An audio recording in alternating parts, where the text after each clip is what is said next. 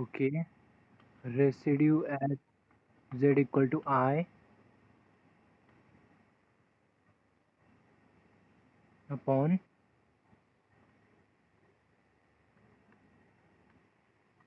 Okay, perfect. So this is the function, correct? Now, how will you do that? Did you try?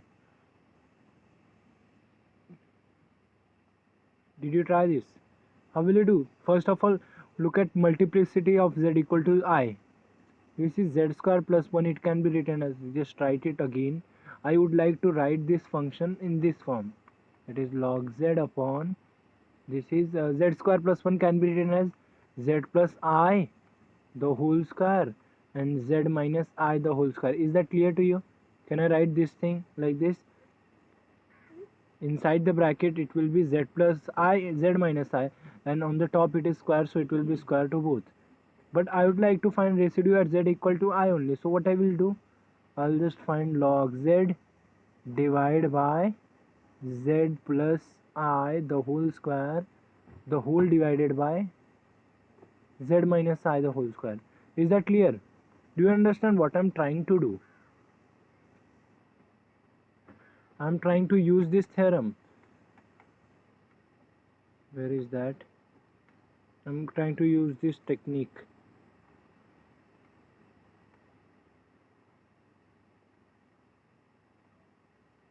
Yes, this one. An isolated singular point z0 of a function f is a pool of order m if and only if fz can be written in this form. So I wanted to write it in that form. So you know that residue of function f of z, it will be when when m equal to 1, then it will be phi of z0, and when m is greater than equal to 2, it will be m minus 1 derivative upon m minus 1 factorial. So here also you have to do the same thing. So I think somebody have asked me something about this question. Yeah. So what is my phi of z here? Can you observe and tell me? So this is my phi of z, correct? You can also write it like this: phi of z upon z minus I the whole square. So what will be your residue? Residue of f of z, yeah, I should have stated f of z. F of z is equal to this one and this. So residue of z, f of z at z equal to I, it will be what? Yes, this is power 2. So by that theorem, what will be the answer? Phi dash of z naught actually. Phi z of z naught, so z naught is I. Phi z of z naught upon 1 factorial. Very nice. Correct? So can you quickly calculate phi dash? This is u by v rule.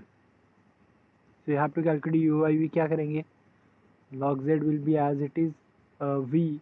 Let us see v. I बाद में put करते हैं हम लोग, पहले phi z निकाल लेते हैं. So this is our final answer. This would be our final answer. Let us first find this.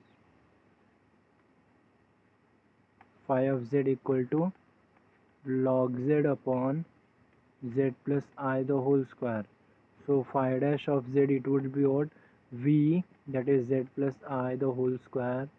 Log z का derivative 1 upon z minus uh, minus what? Log z will be as it is,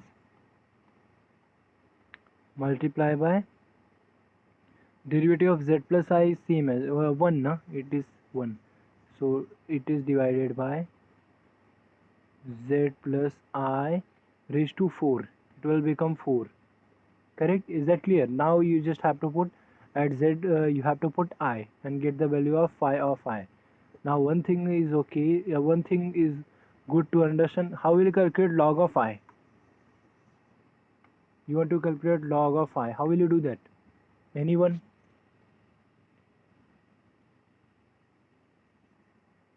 How will you solve log of I? I think I have already discussed how to solve log of a complex number, if you remember. Just write it in exponential form. Do you see ये I कहाँ पे आएगा? यहाँ पे something correct. So what is my theta? Theta is pi by 2. So you just right it in this form. और आई को मैं क्या लिख सकता हूँ? E raise to pi by 2 आई लिख सकता हूँ क्या? नो ना. पाई आई पाई बाय 2 में cos pi by 2 it will be 1. No, I want cos is 0 ना.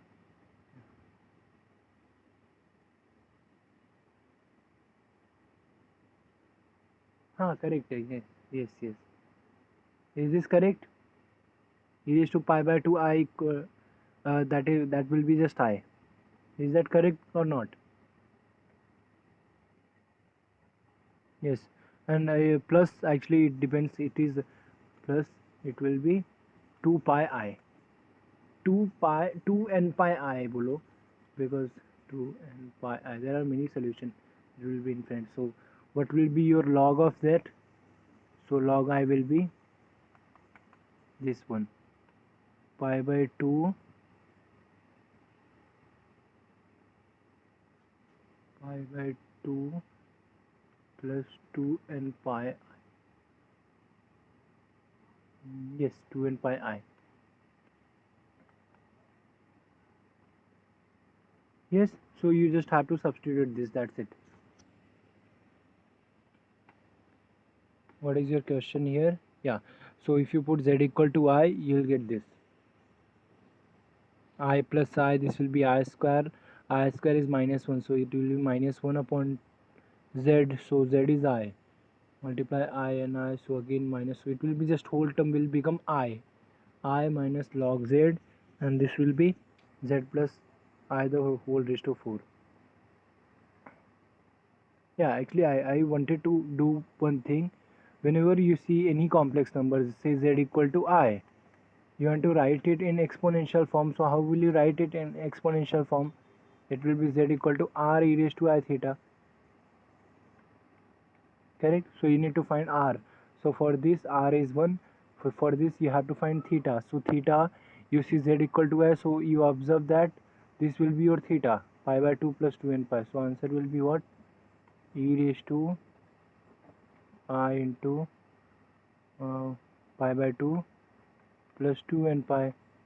Now you wanted to, so this is the value of z. You wanted to find log z. So log z will be I into pi by 2 plus 2 n pi. That is same thing which I wrote it here only.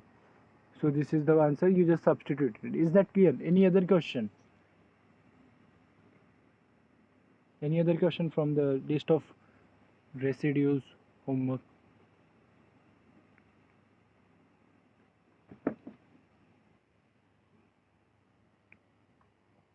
Oh, z raised to 1 by 4 upon z plus 1.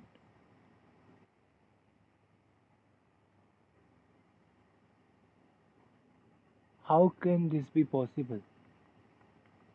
They're asking residue at z equal to minus 1. No, why minus 1? Minus minus.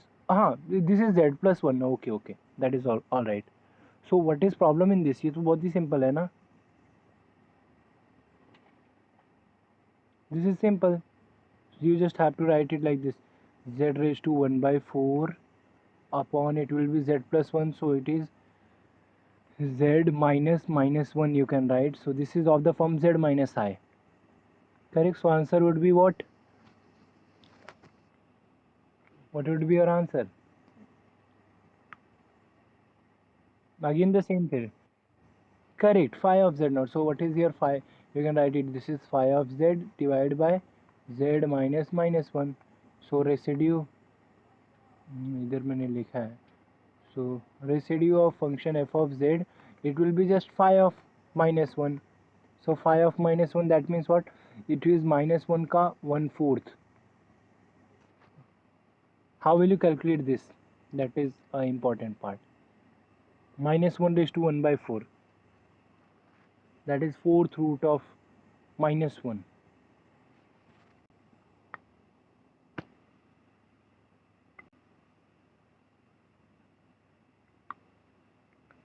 Yes. How will you do this? See, you are having z equal to minus 1. You want to calculate z raised to 1 by 4. So z raised to 1 by 4, I don't know, but that will be again a complex number only. So let me say that is suppose क्या बोलूँ इसको मैं, suppose alpha, I am saying that is alpha. So what will be z? Z will be what?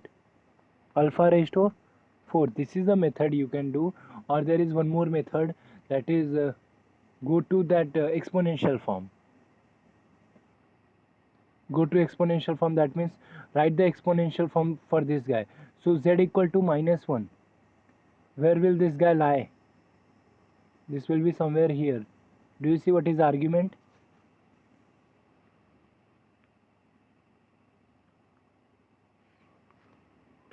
Yes, do you see what is the argument?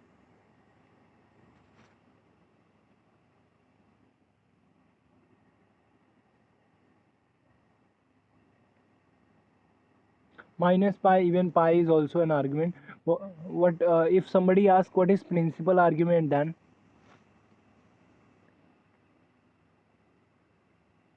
what is principal argument here? Do you know principal argument lie between which point to which point?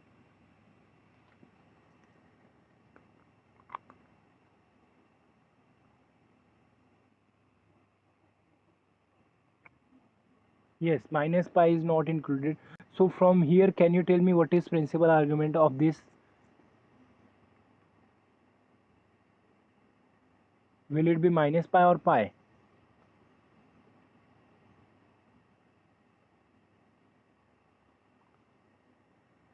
That is pi, no? Definitely. See your argument, it goes from here to here somewhere. Pi to minus pi. और may be उल्टा बोला मैंने, इधर से इधर, minus pi to pi, yes, from negative minus pi to pi.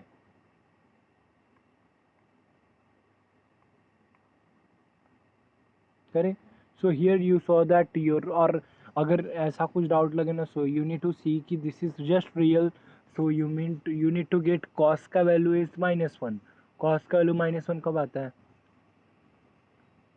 When it is odd multiple of pi. Odd multiple of pi, no, cos and pi. हाँ, correct, odd multiple of pi, because cos n pi, that is equal to minus 1 raised to n. So if you want to have minus 1 as the final answer, n must be odd. So what will be your e? So can you write it in the exponential form? Z equal to r e raised to I theta. So tell me what is r? R is here 1. So e raised to I theta. What is I theta? Theta would be,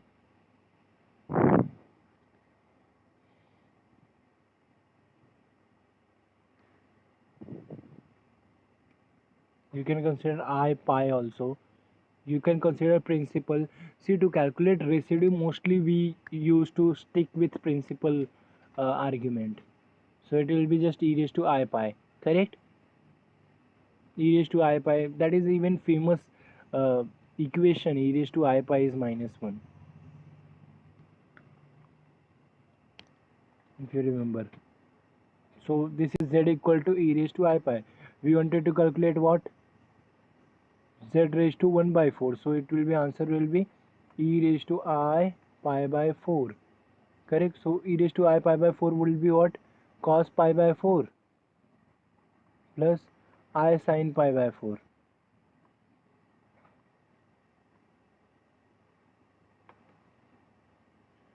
E raised to I pi by 4, it will be cos pi by 4 plus I sin pi by 4. What is cos pi by 4 and sin pi by 4? That is 1 by root 2. So it will be, answer will be 1 plus I upon root 2. This is your final answer. Is this clear to you?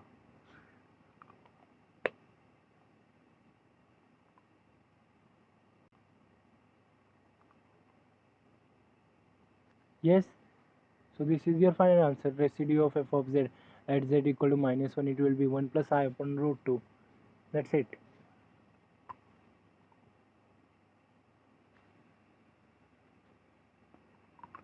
Yeah, tell me anything else. Any other question?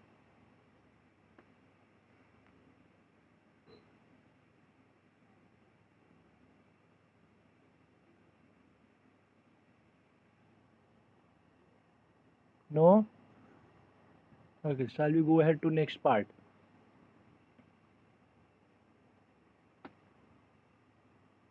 If you have any other question, then you can ask. The next question is this. Application of residues.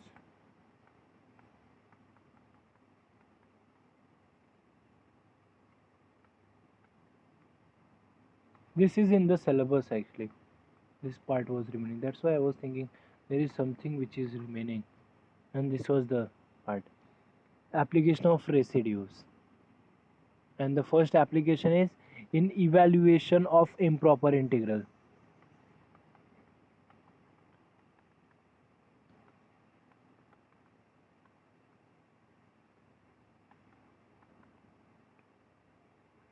Okay, so we can evaluate our improper integral by using this residue.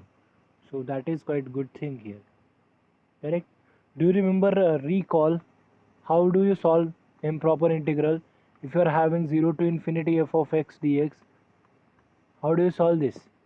You just keep a limit, that is the limit r tending to infinity, and you keep this 0 to r f of x dx. Correct? Do you remember this was the limit? And if you are having minus infinity to infinity, then this will be either you can take 2 r's or 1 r is also okay. Either you can break it into two parts, that is minus infinity to say some point 0 plus 0 to infinity f of x dx. So both are improper. So for the first one you can put limit r1 tend to infinity, it will be minus r1 to 0, and here you can put limit r2 tending to infinity, it will be 0 to r2. Correct? Do you remember this is how we used to solve improper integral.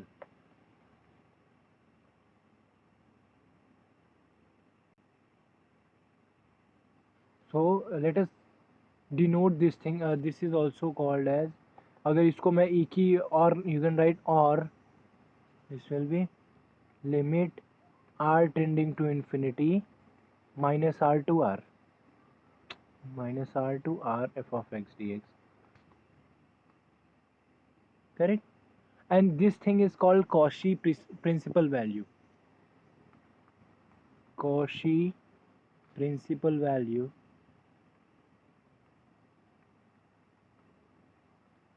You can maybe say PV, principal value. So what is Cauchy principal value? It is principal value of this integral minus infinity to infinity f of x dx, that is equal to limit r tending to infinity minus r to r f of x dx. This is called Cauchy's principal value, Cauchy principal value. Provided that this limit must exist, this single r tending to, this must exist.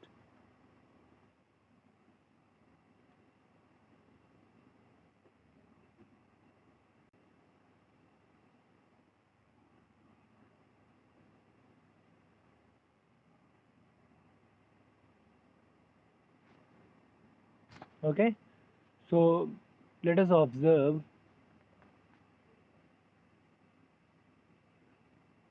So you can see if this integral, if integral minus infinity to infinity exist or converges, this is improper integral, so it is good word to say converges, then its Cauchy's principal value exists. Value exists.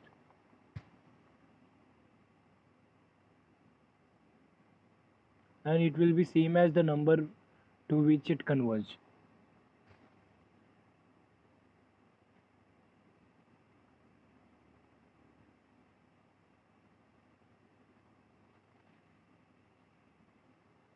Okay, so let us do some examples. Say suppose this is the question: minus infinity to find principal value of minus infinity to infinity x dx. What do you see what this will be? Principal value, this will be limit r tending to infinity. It will be minus r to r, so that will be x dx. So it will be what, x square by 2. So it will be limit r tending to infinity x square by 2 from r to minus r. What do you see the answer is?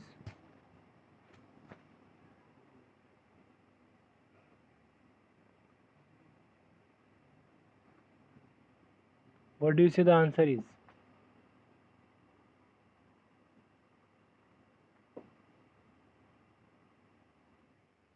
Yes, 0. Correct.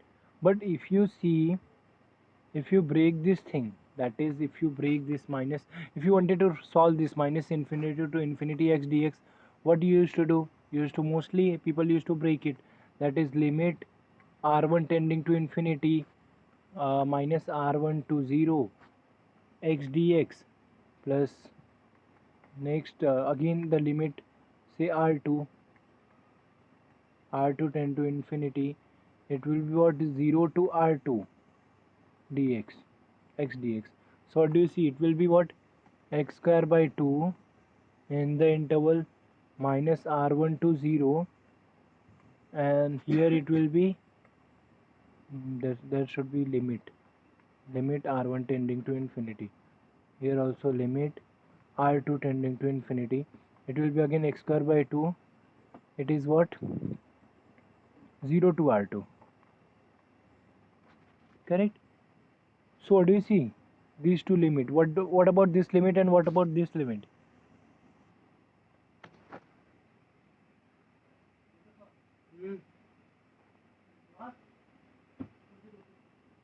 Yes. What do you see in this case? Each of the improper integral, they do not exist. Correct. You can say since last two integral do not exist. So what can you see this improper integral fails to be? You can say this improper integral is fails to exist.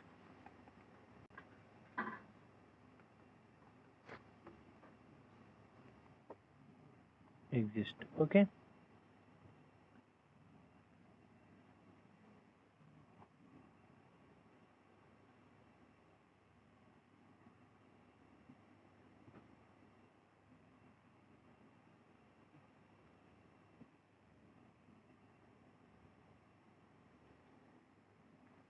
Hello.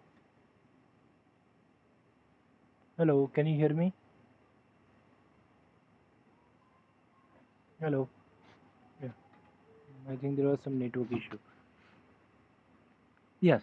So what do you see? This. Hello.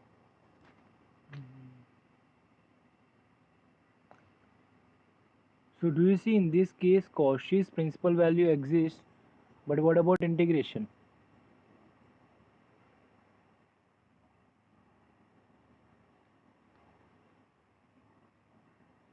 What happened to this internet?